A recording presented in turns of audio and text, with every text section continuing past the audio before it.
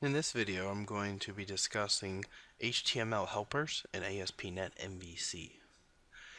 HTML helpers are a piece of extension code that works with your Razor views that enables you to project or push out HTML for different parts of your object model. MVC provides you with these different HTML helpers or methods to allow you to create good, solid HTML5 compliant code without having to worry about the markup details. And basically, these are methods that generate good code that go through large, extensive sets of unit tests and real-world delivery scenarios to ensure that you're getting the best quality HTML for your models. To demonstrate exactly how the HTML helpers work, I'm going to go through and I'm actually going to implement my action or action sets for update profile.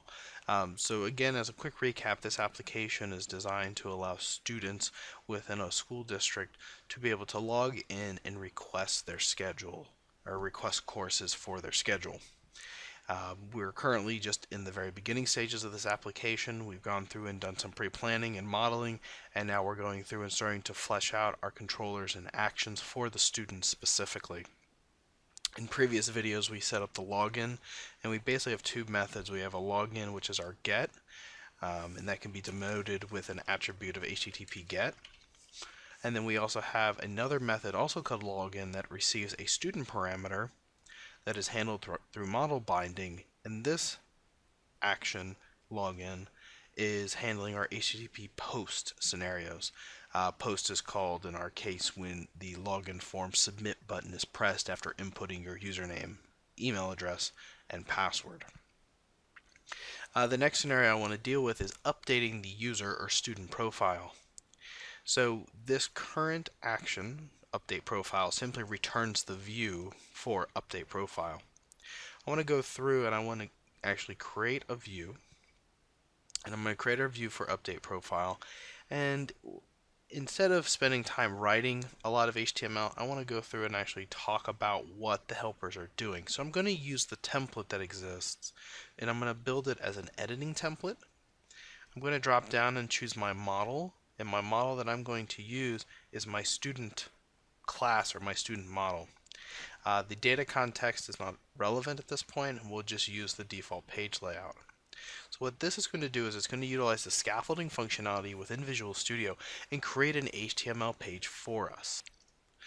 Now, the reason for doing this is that I want to actually go through the process of evaluating what types of HTML helpers exist and how they're formatted or what they're used for. So we'll kind of hit the highlights starting at the top. If we look at line 9, we'll notice that HTML.begin_form. Now, we've used this in previous lectures, but we never really have talked in great detail about it. Begin form is wrapped inside of a using statement.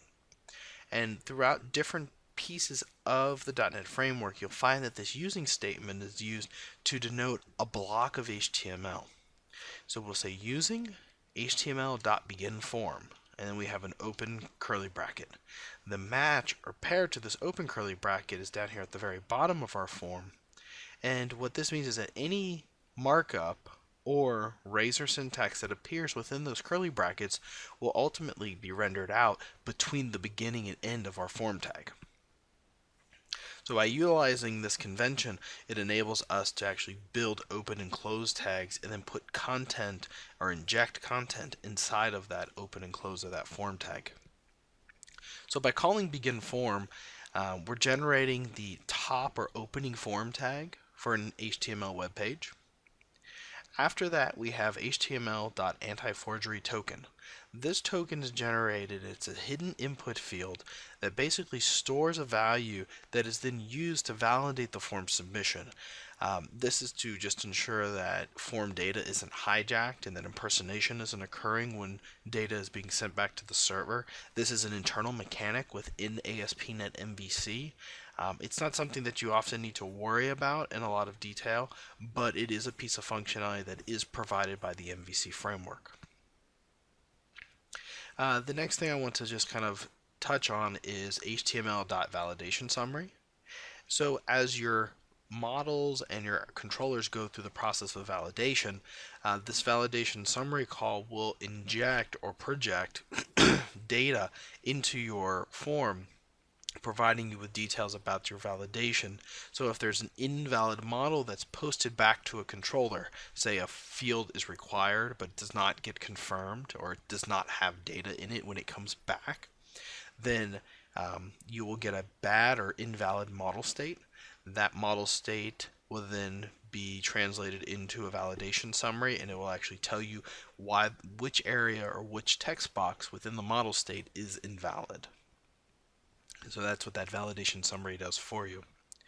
And then I'm going to kind of take a step back and kind of generalize a few concepts for a moment. So moving further down, you'll notice that we have HTML.hidden4, HTML label for, HTML editor for, HTML validation message for, and we have that kind of those ideas repeating: label for, editor for, validation message for, label for, editor for, validation message for. These helpers project specific markup for a given model or model property. Now there are two versions of these. You have HTML.label, which would just generate a standard label. And if you look at the parameters that are passed in, you have a string expression, a string of label text, and then a dictionary of additional HTML attributes. The label for, in comparison, will take a link expression, which is projecting which property or which model item you're wanting to generate a label for.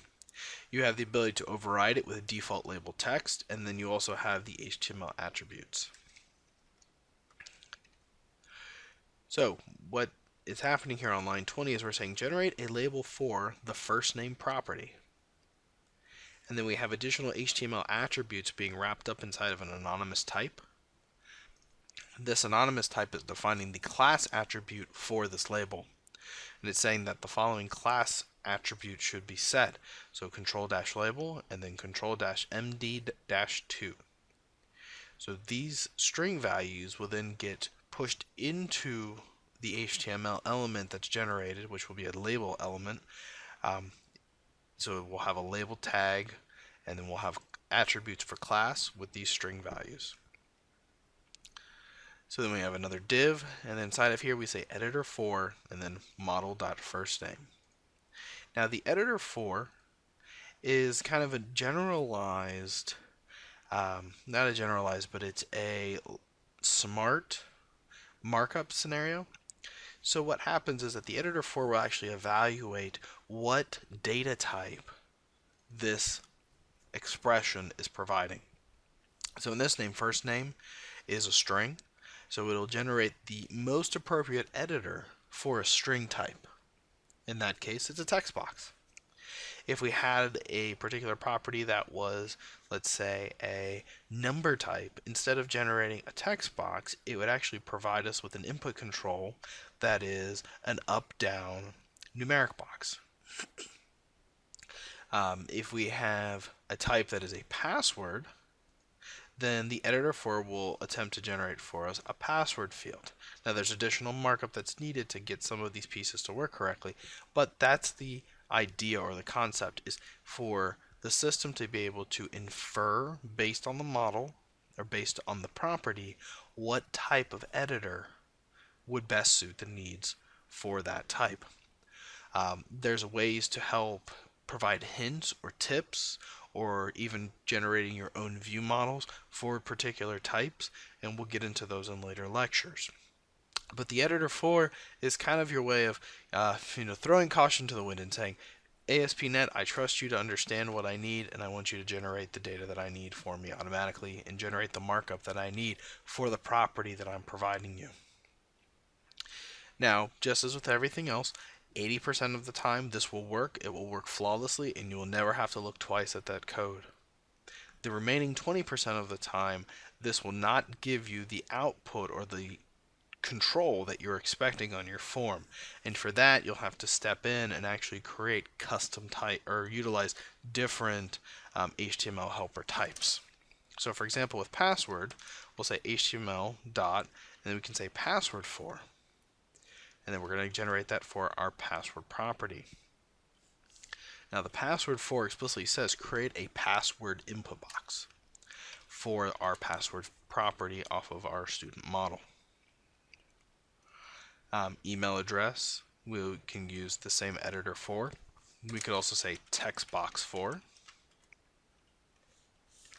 And by utilizing text box for, it'll ensure that we get a text box pushed out to the form for our email address. There are different types within here, so we can say HTML.radio button or radio button for. This will generate a radio button and only a radio button, so it's the circular control. It does not provide a label for the radio button, so you have to actually create a label for that particular radio button so that you have button and label, or button and text side by side. Name for or name simply generates an expression or a projection of that particular object's or property's name. List box for will create a list box and then we'll attempt to bind it to a particular property. Now this has to do with the model binding concept, where you're taking a model and you're actually saying that the item selected from the list box should get bound to a particular property when we do a postback or a submission. We've talked about label for. If you want ID for, this is a helper. So if you want to grasp what would be the ID or identifier for a particular property. So let's say you were writing some jQuery or some sort of JavaScript, and you said, I need to know what the ID is for the first name text box. You can say, give me the ID for first name, and it will actually project or provide you with that ID.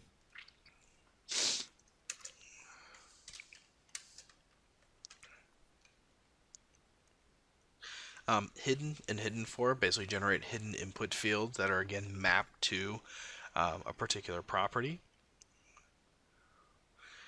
Editor for we've talked about previously. Now drop down list and drop down list for, again, this is not providing you with a collection, but it's mapping to say whichever item is selected from a drop down, map that to a given property.